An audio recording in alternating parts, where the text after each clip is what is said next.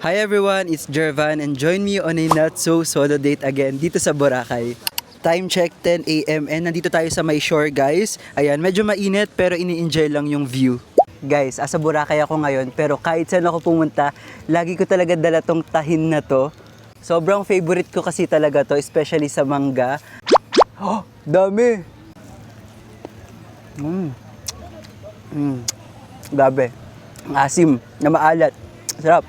Parang medyo umulan nga kaninang maga kasi guys, hindi siya ganun kainit kaninang maga. Like sobrang kulimlim niya, so perfect talaga kanina magkayak. Water activities, ganun. We're going to D-Mall now. We're going to check things there. Pwedeng pagkain, pwedeng magamit. And ayun, sumakay na rin kami ng e-bike. We're here na sa D-Mall.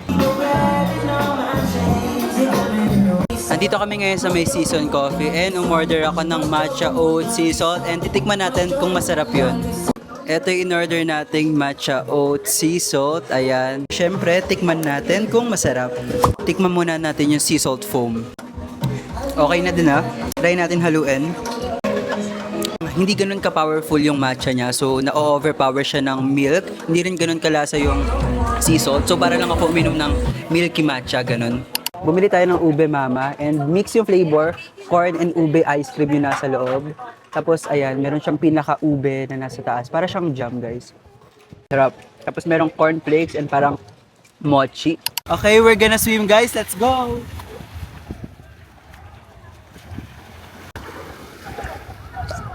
Of course, dinner dito sa may Two Seasons, Boracay. Every time na pupunta ako guys ng Boracay, non-negotiable talaga sa akin yung pagkain or pag-dinner dito sa may Two Seasons. Kasi sobrang favorite ko talaga yung mga pagkain dito, especially yung 4 cheese pizza, tapos oyster sisig.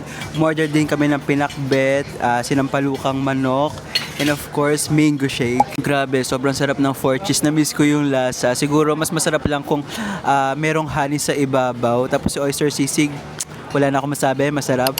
That's all for today guys. See you on my next video. Bye-bye!